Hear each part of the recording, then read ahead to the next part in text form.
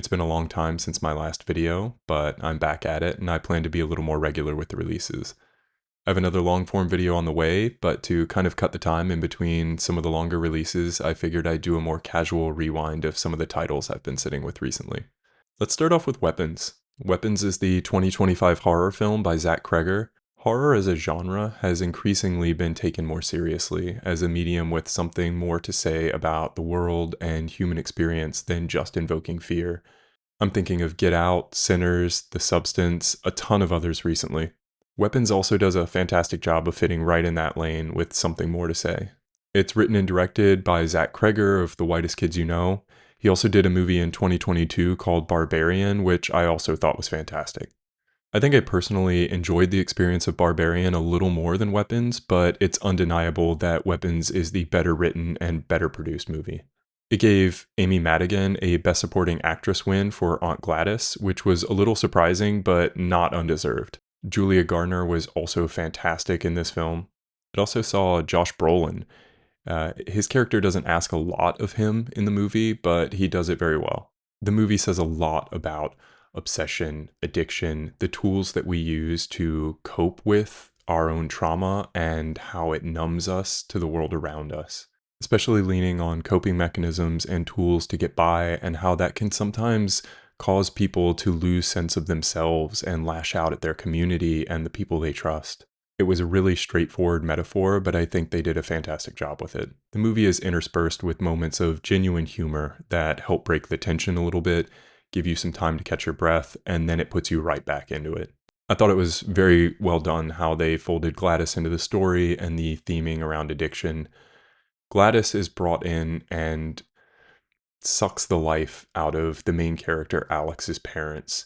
They are shells of themselves, and Alex now has to navigate a home where his parents exist physically, but in no human capacity. It didn't just focus on alcoholism, which is very much present in the movie. It also has nods to food consumption and avoidance as other unhealthy tools that we can use to numb ourselves. I appreciated the layered and not fully resolved ending. Sometimes you can heal the best you can, but things are never going to go back to the way they were. I know that's a common ending for horror movies where the survivors are permanently traumatized by their experience, but without giving it away, I'll say that I think Weapons handles this very cleverly. Overall, I very much enjoyed Weapons. I'm going to give it a 4.5 out of 5. Next we have the Hobbit trilogy, but this is the M4 edit of the Hobbit trilogy. The M4 edit does a lot of great things. It takes these 3 movies and cuts them down to a single movie that's a little over 4 hours long, with an intermission in the middle. The intention of the M4 edit is to stay as close to the narrative of the book as possible, and to cut out a lot of the extraneous stuff that was added to the movies. More or less, they were really successful in doing this. Cutting these 3 movies down to 4 hours helped a ton with the pacing, and really allowed it to match more closely with the pacing of the book. The Hobbit the book is more geared towards children and is extremely fast-paced. It's kind of designed as these separate vignettes.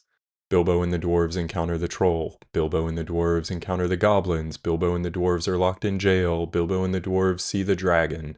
These vignettes happen in pretty rapid succession in the book, and I think it does a really good job of moving from one thing to another quickly. The M4 edit also does a great job of moving from one set piece to another with very good pacing.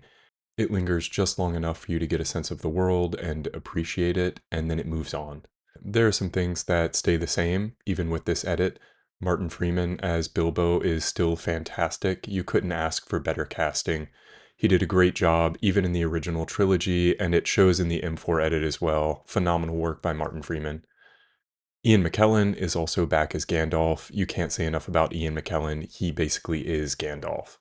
Benedict Cumberbatch as Smaug stays largely unchanged, and for good reason. He is also very, very good as Smaug. One of the things they cut from the original trilogy movies was Smaug being covered in molten gold as he leaves the Lonely Mountain to attack Lake Town. I'm really glad they got rid of that. I'm not sure it added much to the movies other than just adding more visual appeal, more tension. One of the problems I had with the Hobbit trilogy movies, though, was that it didn't seem to respect the audience's patience. It feels like the original Hobbit trilogy movies are less comfortable trusting the audience to appreciate the environment that was crafted for them.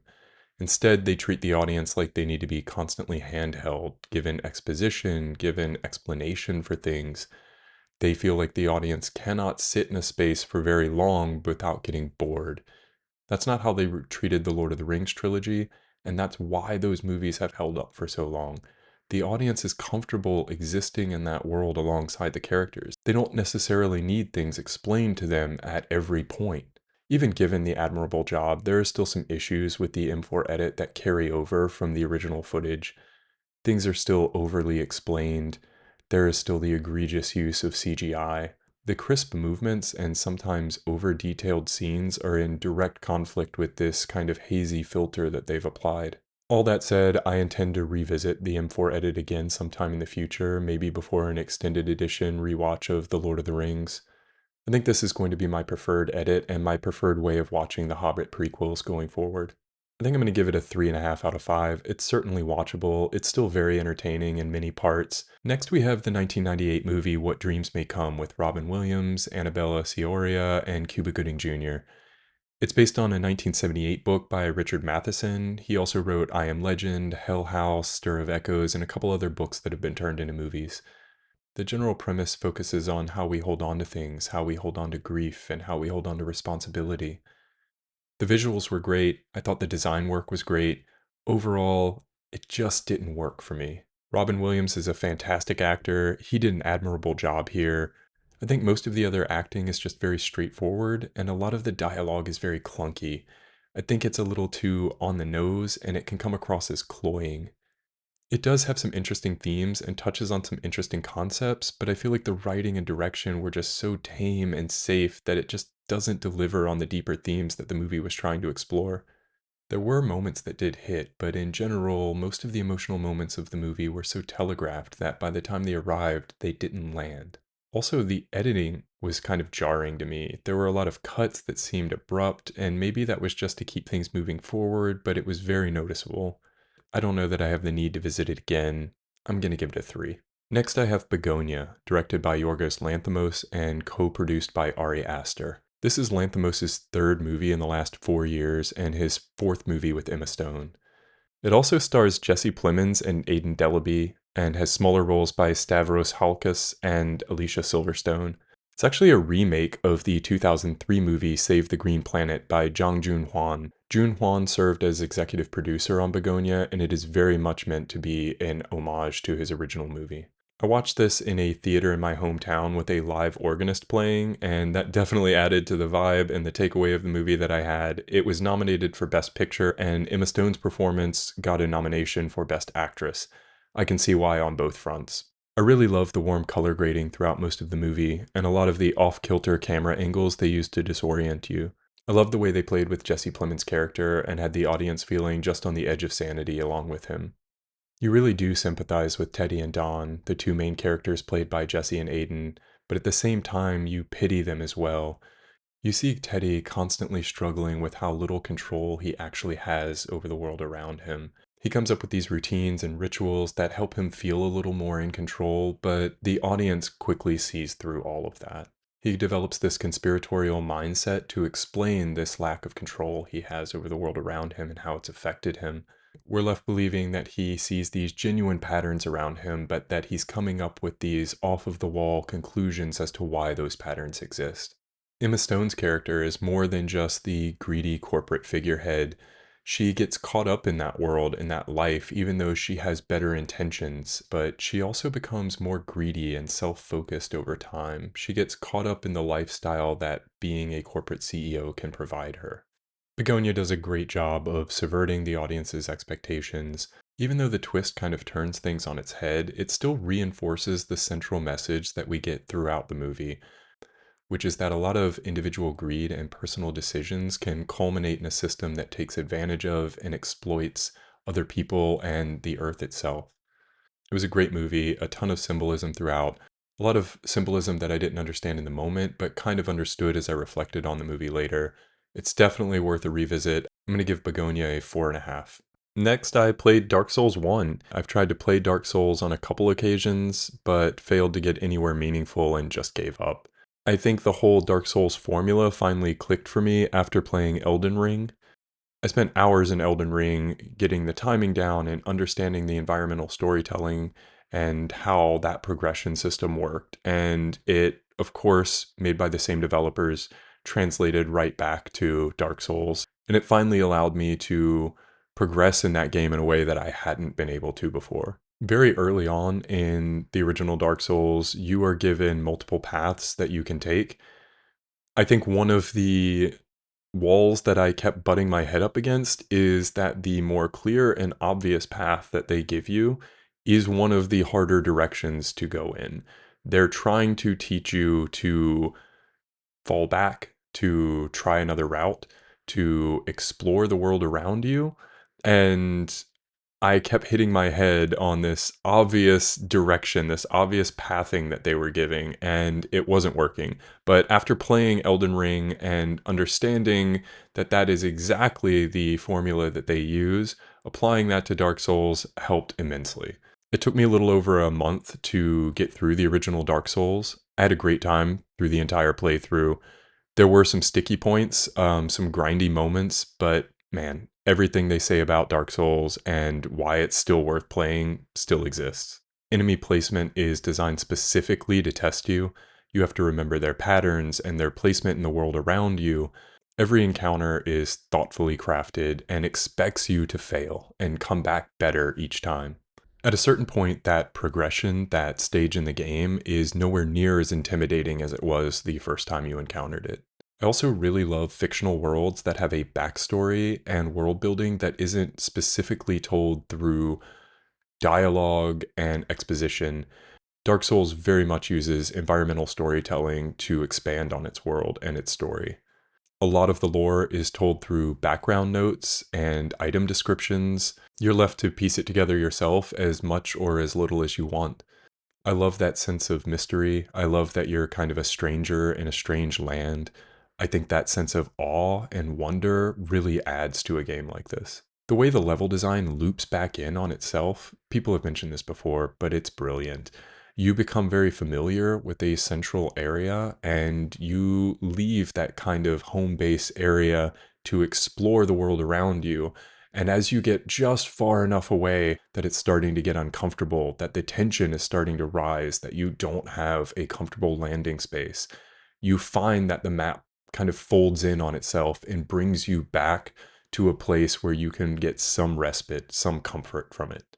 It's absolutely brilliant and a wonderful way to keep the map overall very tight and contained while keeping you interested in exploring it. I read that Miyazaki, the director of Dark Souls, when he was young, used to read fantasy novels in English. His native tongue is Japanese, so when he came across passages in the novels that were past his English comprehension, he would just imagine what the world was like. He would have to conjure up the continuation of the story himself. And you can really see that applied to Dark Souls. There are snippets of information. There are bits of a story told here and bits of a story told there. But throughout the entire game, you're never given the full scope of what is happening. That leaves a lot of gaps in places for your own imagination to run wild. Your own creativity and imagination are asked for at almost every turn. Questions are unanswered, things are left open-ended in a way that allows for, even asks the player to fill in the blanks themselves. I had a great experience with Dark Souls 1. I'm definitely interested in trying out the second game in the series. I'm going to give Dark Souls a 4.5. Next, I revisited the original Land Before Time from 1988 with my son. He's young, he has issues paying attention to things for long periods of time. It still captivated him. It can look a little rough around the edges, but the background paintings are still beautiful. The fluid animation is still very good. The storytelling is still fantastic, and the pacing is still top tier. At just a little over an hour long, it doesn't overstay its welcome. The iconic scene with Littlefoot's mother still hits as hard as ever. The themes of friendship, working together, and maintaining your hope through adversity still work today. Revisiting it though, I found myself really disliking the character Sarah. I found it really off-putting that she is this kind of terrible character throughout the entire course of the movie, And then she does this one bare minimum act of decency towards the group and is completely forgiven. I don't think that it culminated in a change of character for her, and in that way it feels really unearned. There's a song by Diana Ross at the end that is still fantastic. My son loved it. He's really into dinosaurs right now, so that may have played a part, but I enjoyed watching it with him. Overall, it still holds up. 3.5. Next we have A Knight of the Seven Kingdoms. It's the closest of the Game of Thrones spin-offs that we've gotten to the magic of the first few seasons of Game of Thrones. I think keeping it to 6 episodes was the right call. It kept it from dragging on, prevented too much filler from being added, and still told a complete story. I really appreciated the slower pacing and the showing of daily life of a lot of the characters in this world. Unlike The Hobbit, this is a fantasy world where I feel like they very much respected the audience and their ability to immerse themselves in the world and not get bored too quickly. There are a lot of practical effects used in the shooting of this show, and it's obvious. The set pieces feel very grounded in reality and not painted over using CGI. Keeping the season to just 6 episodes and the fact that the first season takes place in this very geographically constrained area helps stretch the budget, I think, a little bit further for each episode, and it very much shows. I think it struck the right tone of feel-good, grittiness, and seriousness, especially for the shorter length of each episode themselves, so right on the money. Great job. It's an entertaining show, and I'm excited to see where Season 2 goes. Next I have Mina the Hollower. This was developed by Yacht Club Games, the same studio that created Shovel Knight. It has this Game Boy Color visual aesthetic that it leans into heavily, and it very much works for its style of gameplay. Nothing feels like you fail an encounter because the controller has issues or because of inconsistencies in input. There are a ton of accessibility and difficulty adjustments, and you're pretty much able to adjust anything in the game, so if there's a specific feature of the game that is giving you difficulty, you can adjust just that feature rather than having a global difficulty setting moved up or down. The world itself, the design of the platforming, the boss fights, the game mechanics are so well thought through and so polished that it is just a very satisfying experience. Mina the Hollower, one of the top games of 2026 easily. I can't wait to see what else they come up with. 4.5. And finally, I read the book Fresh Complaint by Jeffrey Eugenides. He wrote The Virgin Suicides, Middlesex, and The Marriage Plot. Fresh Complaint is a series of short stories. I actually read most of it while I was on a camping trip, and I felt like that was a great backdrop for it. Eugenides has a style of prose that keeps you engaged. It works together just enough to flavor the story that you want to see what comes next without feeling like it's ever forced or overly intentionally trying to impress the reader. The first short story, Complainers, stuck with me for a bit.